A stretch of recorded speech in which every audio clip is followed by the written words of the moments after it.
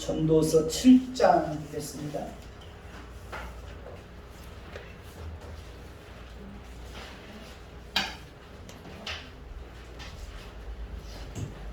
전도서 7장 8절에서 14절을 보겠습니다.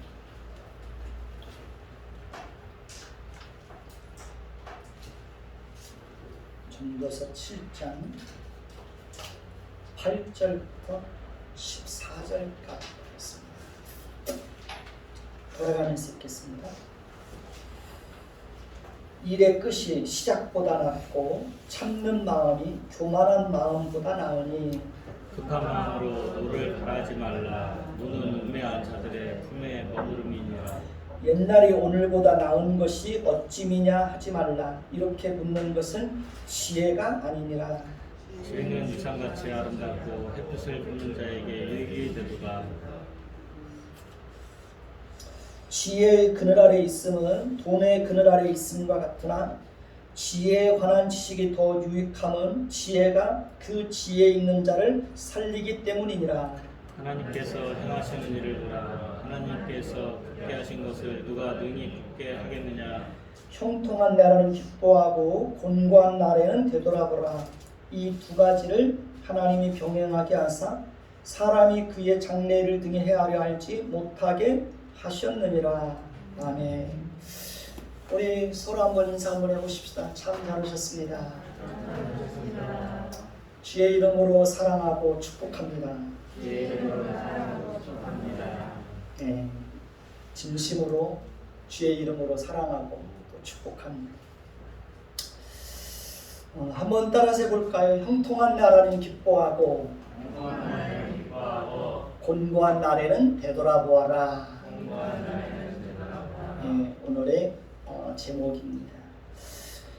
지난주에 전했던 내용을 잠시 살펴보고 오늘 말씀을 전하도록 그렇게 하겠습니다.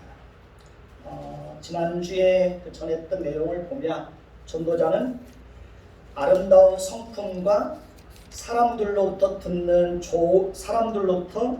좋은 평판을 듣는 것이 세상에서 성공하고 많은 재물을 소유하는 것보다 더 가치 있다고 했습니다.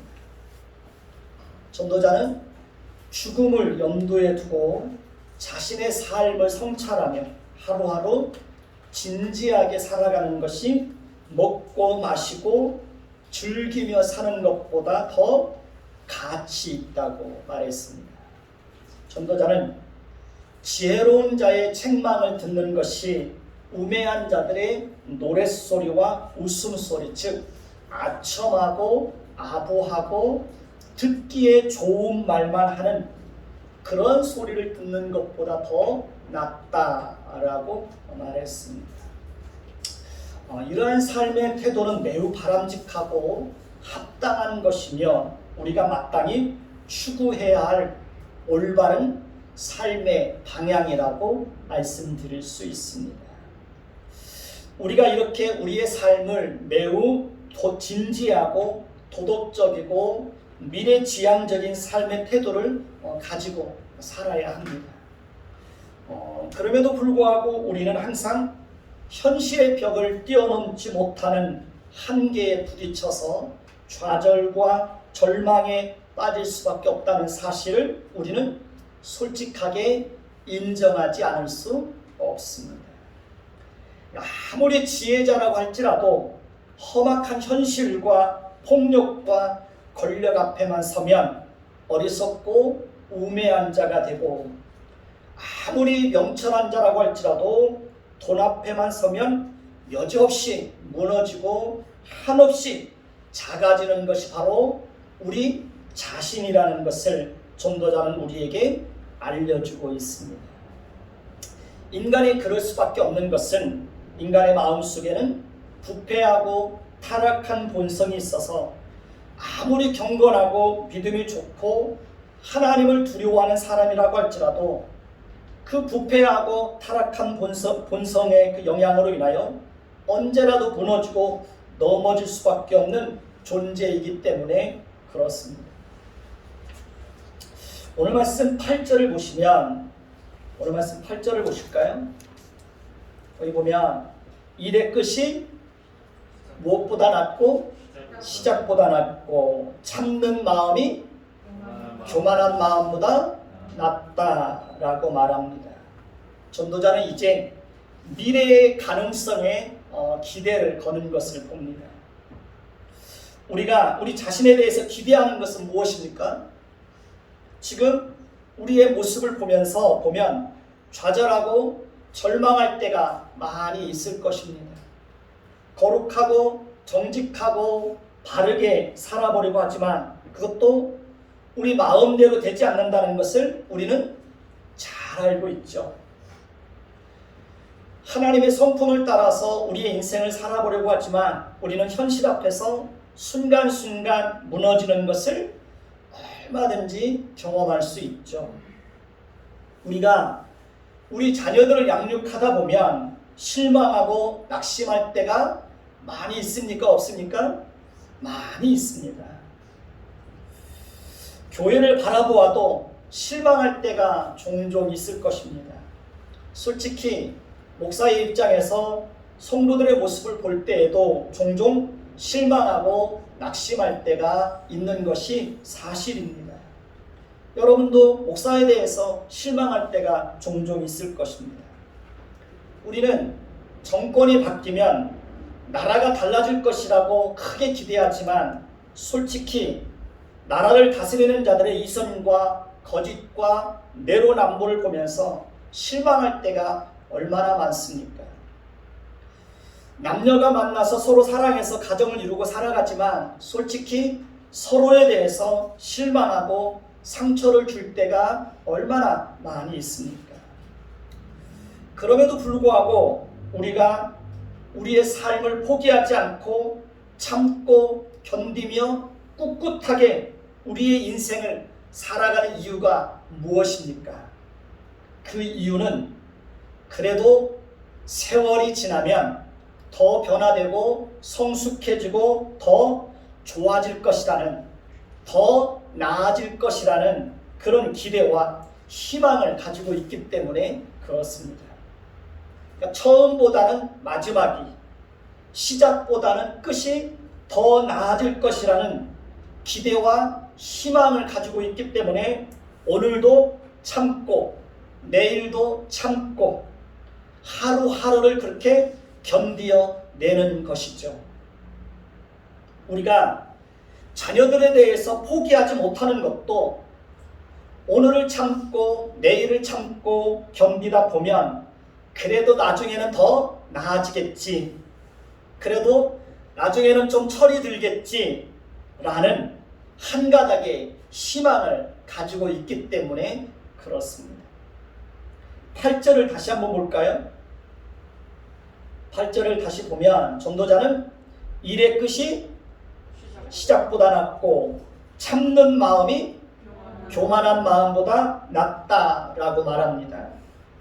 교만한 자와 겸손한 자의 특징이 무엇일까요? 교만한 자는 자신 안에 있는 부패한 본성을 알지 못하고 자신의 의지와 열심과 노력으로 얼마든지 도덕적이고 윤리적이고 더 나은 이상적인 삶을 살 수 있다고 생각하는 것입니다.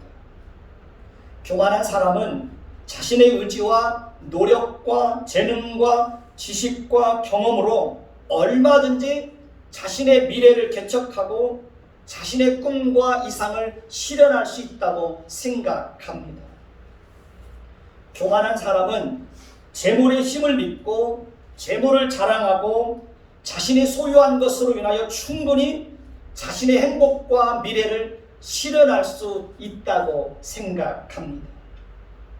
교만한 사람은 하나님의 도움이 없어도 얼마든지 자신이 자신의 인생의 주인이 되어서 자신의 인생과 자신의 안전과 자신의 생명을 자기 마음대로 얼마든지 주장할 수 있다고 생각합니다. 교만한 사람은 다른 사람의 연약함과 실수와 허물에 대해서 관용하지 못하고 용서하지 못하고 냉정하고 모질게 비판하고 비난하고 공격합니다. 그러니까 교만한 사람은 상대방에 대해서 참지 못하고 기다려주지 못합니다. 최고의 교만은 하나님의 존재를 부정하고 하나님을 믿지 않는 것입니다.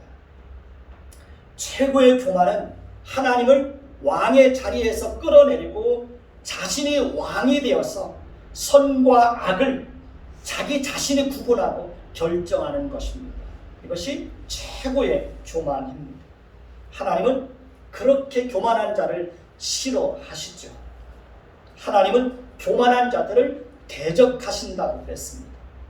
하나님은 교만한 자들의 교만을 반드시 꺾어 놓겠다고 말씀하셨습니다. 하나님은 교만한 자들의 교만을 꺾으시고 그들의 코를 납작하게 만들고 아무것도 자랑할 것이 없는 자로 하나님은 그렇게 전락하게 하실 때가 있습니다. 그러면 겸손한 사람은 어떤 사람일까요? 겸손한 사람은 자신의 마음속에 있는 자신의 마음속에 부패하고 타락한 본성이 있다는 사실을 철저하게 깨닫고 자신은 아무것도 자랑할 것이 없고 장담할 수 없는 존재라는 사실을 철저하게 인정하는 사람입니다. 그러니까 겸손한 사람은 타락하고 부패한 본성으로 인하여 하나님의 은혜가 아니면 결단코 스스로의 힘으로 거룩하고 정직한 삶을 살 수 없다는 사실을 인정하는 사람입니다. 겸손한 사람은 자신이 어떤 사람인지를 잘 알기 때문에 다른 사람의 실수와 허물에 대해서도 항상 오래 참고 이해하고 용서를 베푸는 사람입니다. 그럴 수 있지. 왜? 나도 그럴 수 있으니까. 그러면서 상대방의 실수에 대해서 늘 관대한 태도를 보여줍니다. 전도자는 참는 마음이 교만한 마음보다 낫다라고 말합니다. 우리가 우리의 부패하고 타락한 본성과 무능함으로 인해서 현실 앞에서 늘 무너지는 우리 자신의 모습을 보면서도 오늘도 참고 견디는 이유가 무엇일까요? 그것은 오늘은 내 모습이 이 모양 이 꼴이라고 할지라도 오늘 우리 자신의 모습이 형편없고 실망스럽다고 할지라도 마지막에는 더 나아질 것이라는 기대와 희망을 가지고 있기 때문에 그렇습니다. 우리는 우리 자신이 어떤 존재인지에 대해서 잘 알고 있기 때문에 오늘 넘어지고 내일 넘어질 것을 알면서도 오늘을 또 참아내는 것입니다. 그렇게 참고 사는 것이 자신이 어떤 존재인지 모르고 사는 교만한 자들보다 더 낫다라고 전도자는 우리에게 알려주고 있습니다. 9절을 볼까요? 9절을 보면 급한 마음으로 노를 바라지 말라. 노는 우매한 자들의 품에 머무름이니라 라고 말합니다. 우매한 사람들은 어떤 사람일까요? 우매한 사람들은 급한 마음으로 화를 잘 내는 사람입니다. 우매한 사람들은 항상 노를 품에 품고 살아갑니다. 늘 그 분노가 그 마음속에 있습니다. 이렇게 우매한 사람들은 자기 자신에 대해서도 관대하지 못하고 다른 사람에 대해서도 관대하지 못합니다. 처음보다는 마지막에는, 시작보다는 끝이, 오늘보다는 내일이 더 좋아질 것이라고 하는 기대와 희망과 가능성을 바라보는 사람은 오늘을 잘 참고 견뎌냅니다. 처음보다는 마지막을 기대하는 사람이 가져야 할 마땅한 태도와 자세는 급한 마음으로 노를 바라지 않는 것입니다. 그러니까 분노를 품지 않고 사는 것입니다. 현대인들의 마음속에는 분노가 많다는 것을 느끼게 됩니다. 남편이 아내의 못마땅한 태도에 대해서 늘 분노의 마음을 가지고 살아갑니다. 아내가 남편의 태도에 대해서 불만을 품고 분노를 가지고 살아갑니다. 자녀들이 부모의 모습을 보면서 분노의 감정을 품고 살아갑니다. 부모가 자녀들의 태도를 보면서 분노의 감정을 품기도 합니다. 그러니까 서로에 대해서 분노의 감정을 품고 있기 때문에 서로에 대해서 말이 따뜻하게 오고 가지가 않습니다. 서로를 대하는 태도가 행동이 부드럽지가 않습니다. 과격하고 거칠게 나타납니다. 왜 그럴까요? 우리 마음속에 서로에 대해서 분노의 감정이 있기 때문에 그러는 것입니다. 그러니까 마음속에 있는 그 분노의 감정이 자연스럽게 그렇게 표출이 되는 것입니다. 거친 언어로, 거친 행동으로 그렇게 나타나게 되는 것입니다. 야고보서 1장 19절에서 20절을 보면 사람마다 듣기는 속히 하고 말하기는 더디하며 성내기도 더디하라. 사람이 성내는 것이 하나님의 의를 이루지 못함이니라 라고 말하고 있습니다. 상대방이 무슨 말을 하면 어떻게 해야 될까요? 잘 들어줘야 됩니다. 그리고 말하기는 더디게 해야 합니다. 성내는 것도 더디게 해야 됩니다. 사람이 성내는 것이 하나님의 의를 이루지 못한다고 말합니다. 사람이 성내는 것이 왜 하나님의 의를 이루지 못하고 하나님 보시기에 합당하지 않은 것일까요? 그 이유는 사람이 성내는 것, 화를 내는 것, 마음에 분노를 품고 사는 것, 이것은 다 타락하고 부패한 본성에서 나오는 것이기 때문에 그렇습니다. 그러니까 타락하고 부패한 본성이 우리 마음과 인격과 생각을 지배하고 타락하고 부패한 본성을 드러내게 하는 것입니다. 그렇기 때문에 우리는 타락하고 부패한 본성에 속으면 될까요? 안 될까요? 속으면 안 되는 것입니다. 물론 우리는 참고 견디는 것보다 성내고 화내고 노를 품고 사는 것이 훨씬 더 자연스럽고 익숙한 것이 사실입니다. 참는 것보다 화내는 게 더 익숙해요. 더 자연스러워요. 참는 건 어렵습니다. 그렇기 때문에 우리는 날마다 하나님의 은혜를 구해야 되는 것입니다. 성령 하나님께서 우리의 마음과 생각을 주장하여 주셔서 성령의 성품을 풍성하게 드러낼 수 있기를 위해서 우리는 끊임없이 하나님의 은혜를 구해야 합니다. 그리스도께서 우리 안에 살아계시고 그리스도께서 우리에게 왕이 되어서 우리를 통치하여 주시기를 위해서 날마다 겸손한 마음으로 하나님 앞에 기도해야 됩니다. 하나님의 성품을 풍성하게 닮아갈 수 있기를 위해서 우리는 끊임없이 연습하고 노력하고 하나님께 기도해야 됩니다. 사람을 대할 때마다 내가 하나님의 성품으로 대할 것인지 내 안에 있는 그 부패한 본성 또 분노의 감정을 가지고 대할 것인지 우리는 끊임없이 선택해야 되는 것입니다. 10절을 보면 10절을 볼까요? 옛날이 오늘보다 나은 것이 어찌니냐 하지 말라. 이렇게 묻는 것은 지혜가 아니니라 라고 말하죠. 지혜자는 어떤 사람일까요? 지혜자는 과거에 얽매이지 않고 과거에 집착하지 않는 사람입니다.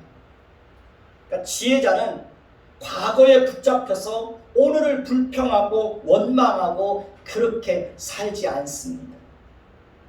처음보다는 마지막이, 시작보다는 끝이, 오늘보다는 내일이 더 나아질 것이라는 그런 희망과 기대를 가지고 미래의 가능성을 바라보면서 사는 사람은 과거는 뒤로 하고 과거는 깨끗이 잊어버리고 현실에 충실하면서 미래 지향적인 삶을 살아가게 됩니다.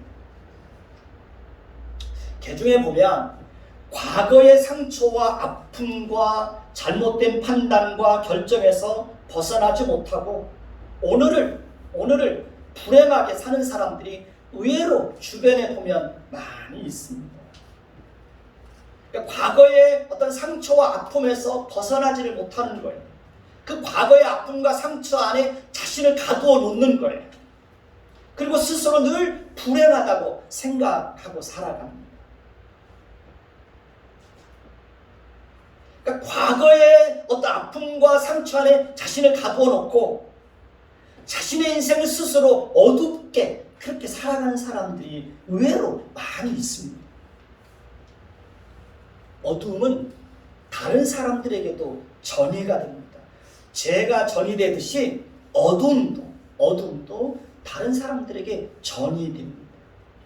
그래서 부모가 어둡게 살면, 부모가 과거의 상처와 아픔에서 헤어나지 못하고 부모가 그 안에 갇혀서 살아가면 그 영향이 자녀들에게 고스란히 전이 되는 것입니다. 그래서 부모가 어둡게 살면 자녀들도 어둡게 삽니다. 부모들이 밝고 긍정적이고 환하게 살면 자녀들도 밝고 긍정적인 에너지를 가지고 살아갑니다.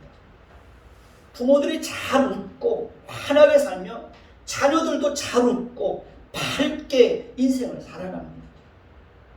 이번 주에 집사부 일체라는 예능 프로그램에 70년대 가수였던 이장희 씨가 출연을 했습니다.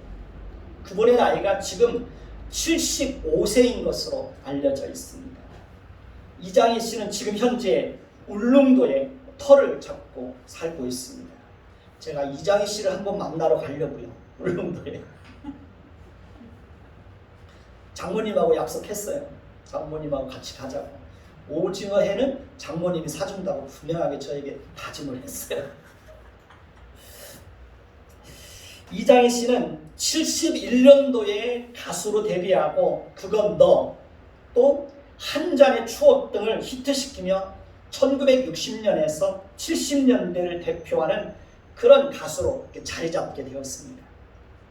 많은 인기가 있던 이장희 씨는 1976년도에 대마초 혐의로 구속되었고, 그건 너가 박정희 유신 정권을 비판한다는 이유로 금지곡으로 지정된 이후에 그가 발표한 한 잔의 추억과 또 여러 곡들이 금지곡으로 지정되자 이장희 씨는 해이를 느끼고 가수 활동을 중단하게 되었다고 합니다.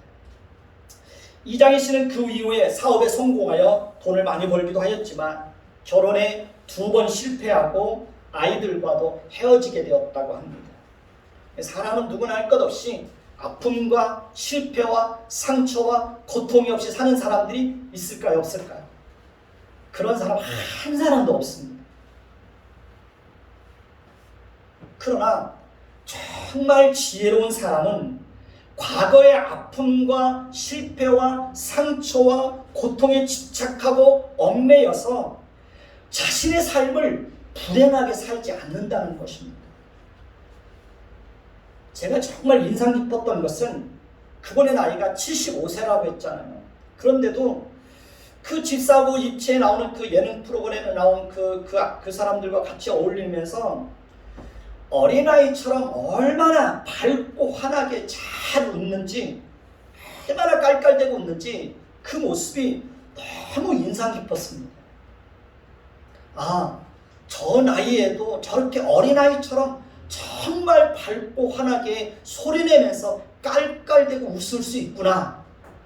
그게 참 신기했습니다. 제가 여러분에게 부탁드리고 싶은 게 있습니다. 그것은 항상 따뜻한 마음을 가지시고 잘 웃고 밝게 사시라는 겁니다. 그러니까 과거에 매여서 자신의 인생을 어둡게 사는 것은 지혜로운 사람이 아닙니다. 저도 솔직히 상처가 많은 사람입니다.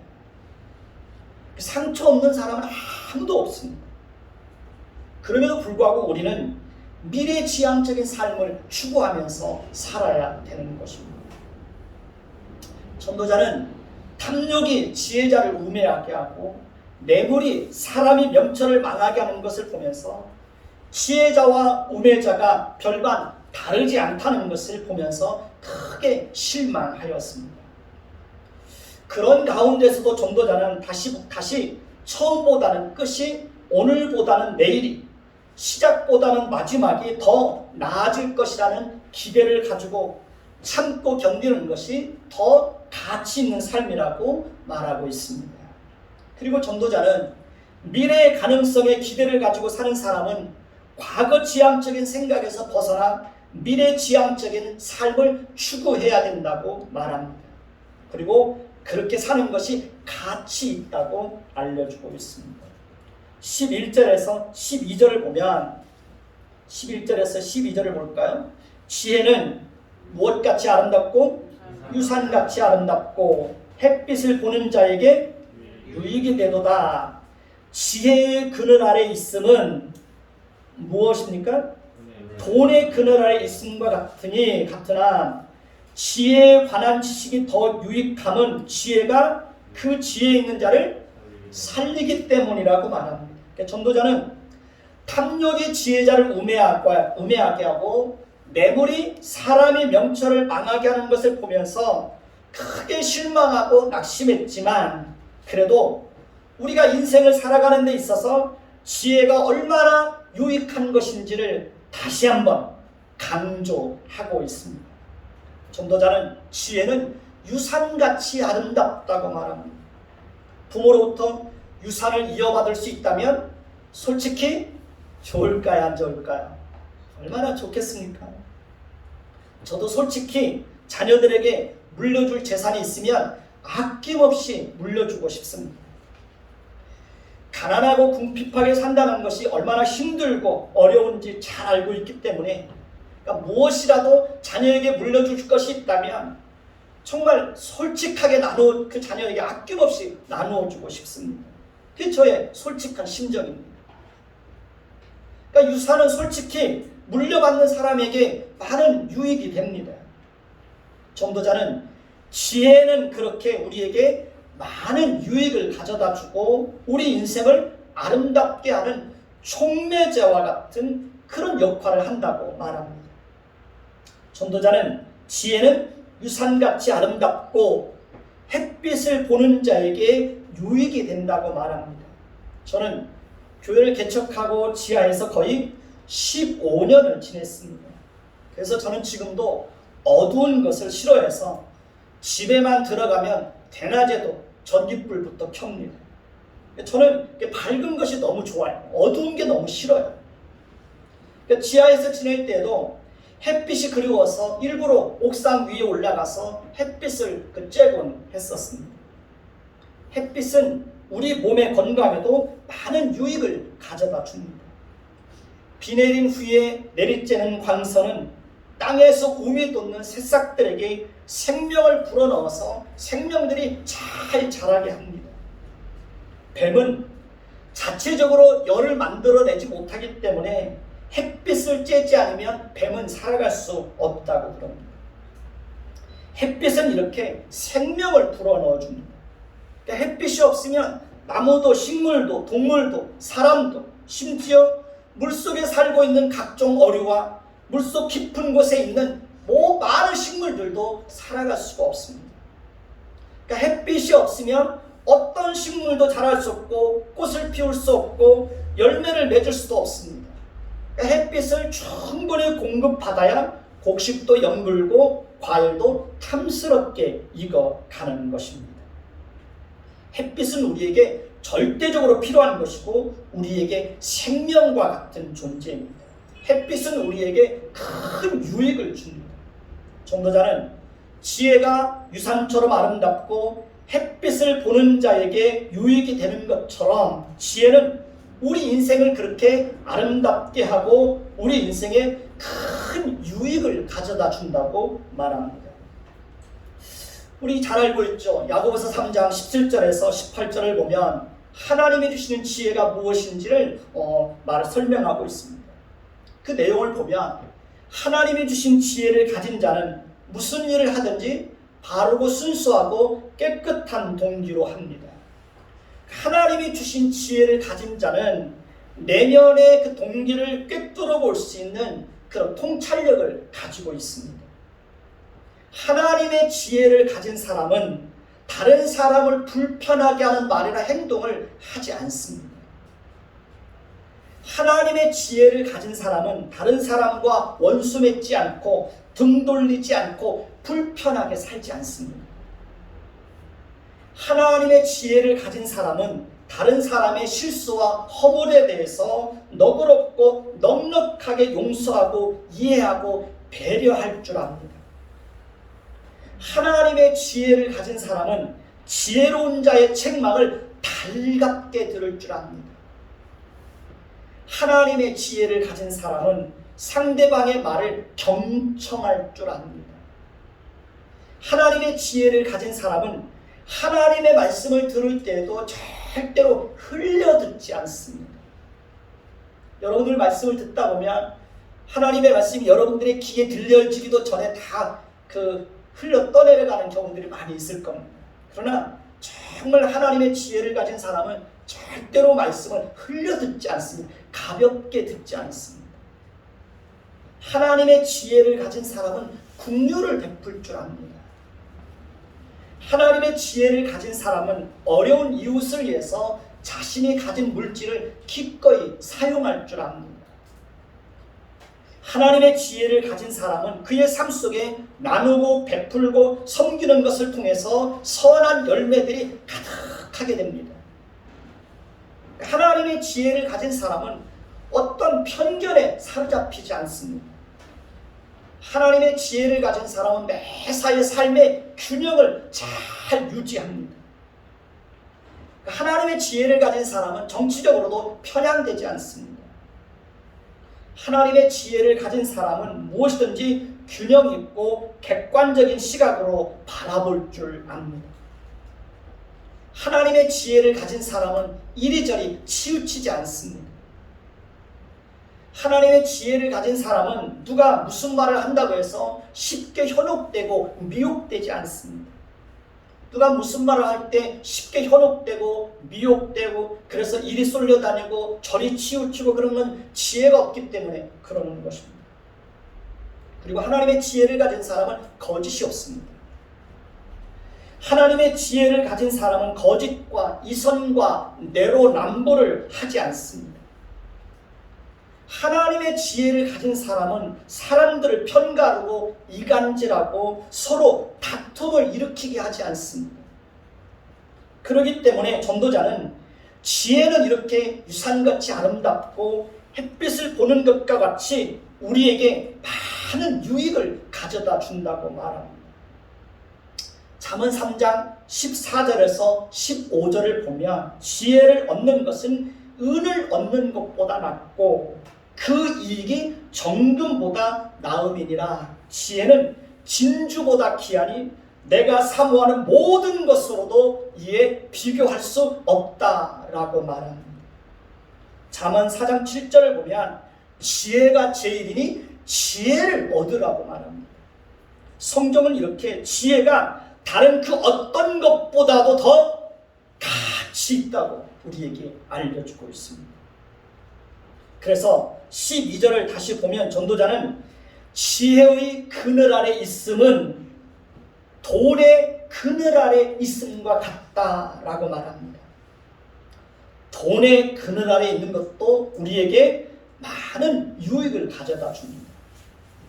돈은 우리가 이 땅에서 살아가는 동안 정말 필요한 겁니다. 솔직히 돈이 없으면 삶이 너무 힘들어집니다. 돈이 없으면 삶이 비참해집니다. 돈이 없으면 무엇이든지 하고 싶은 것도 마음대로 하지 못합니다. 돈이 없으면 기본적인 생활도 영위할 수가 없습니다. 돈이 없으면 사람 노릇도 제대로 못합니다. 돈이 있어야 우리는 하나님께도 감사의 헌금도 드릴 수 있는 것입니다. 우리는 절대로 돈의 가치를 무시하면 안 됩니다. 돈은 정말 우리에게 큰 힘이 되는 것이 사실입니다. 우리가 하나님을 힘으로 삼고 하나님을 믿는다고 해서 너무 돈의 가치를 부정하고 평가절하면 될까요? 안 될까요? 그러면 안 되는 겁니다. 돈도 유익한 것입니다. 문제는 돈을 신처럼 섬기고 돈을 숭배하고 돈을 사랑하고 돈의 노예가 되어서 살아가는 것이 문제지 돈 자체는 전혀 문제가 되지 않습니다. 전도자는 돈의 그늘 아래에 있는 것도 우리에게 많은 유익을 가져다 주지만 그보다 더 지혜의 그늘 아래에 있는 것이 우리를 더 유익하게 한다고 알려주고 있습니다. 전도자는 지혜의 그늘 아래에 있으면 돈의 그늘 아래에 있음과 같으나 지혜에 관한 지식이 더 유익함은 지혜가 그 지혜에 있는 자를 살리기 때문이다 라고 말합니다. 지혜는 우리를 이기에서 벗어나게 하고 사망의 그물에서 벗어나게 합니다. 지혜는 정말 우리의 인생을 빛이 나게 합니다. 그래서 정말 지혜를 가진 사람은 그 얼굴에 빛이 납니다. 지혜로운 자의 혀는 양약과 같아서 사람을 살린다고 했습니다. 사람이 인생을 그르치고 헛되고 허무한 인생을 살고 불행하게 사는 것은 지식과 재능과 경험이 부족해서가 아닙니다. 지혜가 부족하기 때문에 인생을 불행하게 사는 것입니다. 전도자는 지혜를 높이고 지혜를 찬양하고 지혜를 노래하고 있습니다. 그러나 전도자는 다시 한번 한계에 부딪히고 있습니다. 그것은 하나님이 하시는 일을 사람이 어떻게 할 수 없다는 겁니다. 13절을 보십시오. 13절을 보시면 자, 같이 보겠습니다. 하나님께서 행하시는 일을 보라. 하나님께서 굳게 하신 것을 누가 능히 곧게 하겠느냐. 그렇습니다. 하나님이 굳게 하신 것을 누가 능히 곧게 할 수 있고 하나님께서 곧게 하신 것을 누가 능히 굳게 할 수 있겠습니까? 하나님이 하시는 일은 사탄도 어떤 권력자도 그 어떤 존재도 방해하거나 변경하거나 막을 수가 없습니다. 인간은 절대로 하나님과 다투어서 이길 수 없습니다. 인간은 절대로 하나님이 하시는 일에 대해서 따지거나 다투거나 이유를 물을 수 없습니다. 인간이 아무리 뛰어난 지혜와 전문적인 지식과 탁월한 능력을 가지고 있어도 인간은 절대로 하나님이 하시는 일을 다 알 수 있어요? 없어요? 알 수 없습니다. 우리가 어떻게 감히 하나님의 지혜와 하나님의 지식과 하나님의 작정과 하나님의 일하심과 하나님의 섭리를 다 헤아려 알 수 있겠습니까? 우리는 다 할 수 없습니다. 우리는 오직 하나님께서 말씀을 통해서 우리에게 알려주실 때에만 하나님의 작정과 하나님의 섭리와 하나님의 일하심에 대해서 조금씩 알아갈 뿐입니다. 우리는 하나님 앞에만 서면 한없이 무지하고 무능하고 연약하고 유한한 존재입니다. 그것이 바로 우리가 절대적으로 뛰어넘을 수 없는 큰 벽이고 한계입니다. 14절을 볼까요? 14절을 보면 같이 읽습니다. 형통한 날에는 기뻐하고 곤고한 날에는 되돌아보아라. 이 두 가지를 병행하게 하사 사람이 그의 장래일을 능히 헤아려 알지 못하게 하셨느니라 라고 말합니다. 전도자는 다시 한번 큰 한계 앞에 직면하는 것을 봅니다. 그것은 아무리 지혜자고 아무리 명철한 사람이라고 할지라도 자신의 미래를 자신의 마음대로 결정할 수 없고 자신의 미래에 대해서 아무것도 알 수 없다는 겁니다. 그렇습니다. 우리는 형통한 날과 곤고한 날도 우리 마음대로 주장할 수 있나요? 없나요? 우리 마음대로 주장할 수 없습니다. 우리는 불확실한 미래를 살아갈 수밖에 없는 그런 존재입니다. 우리는 어떤 사람도 우리의 미래에 대해서 자신의 미래에 대해서 장담할 수 없습니다. 유명 연예인들이나 정치인들이나 기업가들이 종종 자살을 합니다. 서울시장이 성추행 사건에 연루되어서 자살로 자신의 인생을 마감할 것이라고 누가 알았겠습니까? 전직 대통령이 자살로 자신의 인생을 마감할 것이라고 누가 알았겠습니까? 1995년 6월 서울 서초구에 있던 삼풍백화점이 무너져서 502명이 사망하고 937명이 다치고 6명이 실종되었습니다. 한순간에 이루어진 일입니다. 만약에 그 시간에 삼풍백화점이 붕괴될 것이라는 사실을 단 한 사람이라도 알았다면 아무도 그날 그 시간에 그 자리에 가지 않았을 것입니다. 1997년 8월 6일 서울 김포공항을 출발한 대한항공 여객기가 미국령 괌의 이가나 공항에 착륙 직전 공항 바로 앞에 언덕인 니미츠 힐 밀림지대에 추락하여 승객 254명 중 228명이 사망하고 26명이 살아남은 당시 역사상 최악의 비행기 참사가 벌어졌습니다. 제가 그 사건을 뚜렷하게 기억하고 있는 것은 그때 당시 장래가 촉망되던 정치인 중에 한 사람인 김대중 대통령의 후계자라고 그렇게 여겨질 정도로 그 촉망받던 정치인이 있었습니다. 그 사람이 신기하 의원입니다.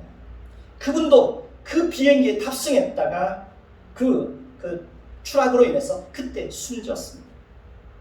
인간은 누구나 할 것 없이 불확실한 미래를 살아갈 수밖에 없습니다. 미래의 일은 아무도 모릅니다. 모든 주권은 하나님의 손에 있습니다. 우리는 형통한 날도 곤고한 날도 우리 마음대로 좌지우지 못합니다.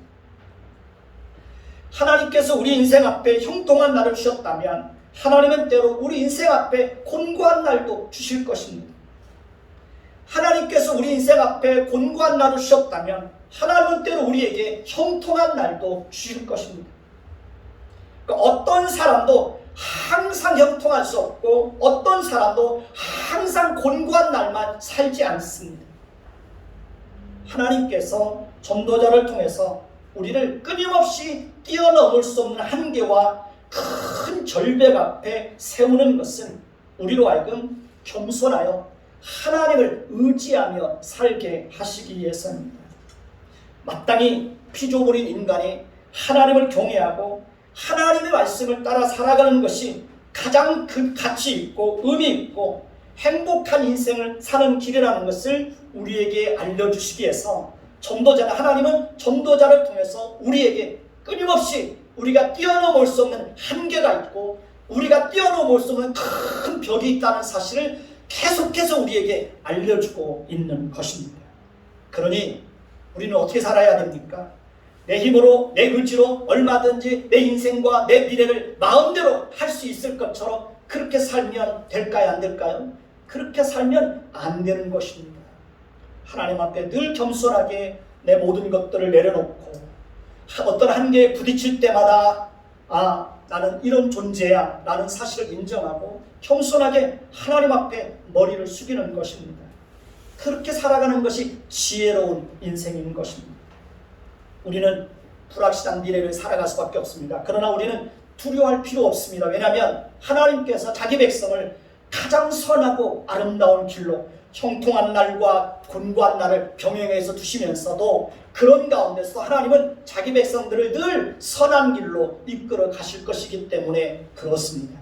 그러니 두려워하지 마시고 여러분들의 미래를 하나님의 손에 맡기고 하나님 앞에 더 겸손하게 하나님을 의지하며 그렇게 살아가는 저와 여러분들이 되시기를 예수님의 이름으로 축원해 드리겠습니다.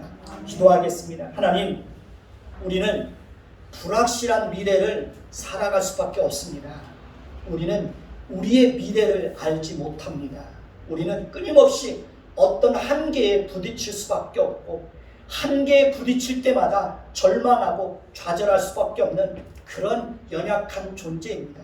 우리가 인생을 살다 보면 뛰어넘지 못하는 큰 벽을 만날 때가 참 많이 있습니다.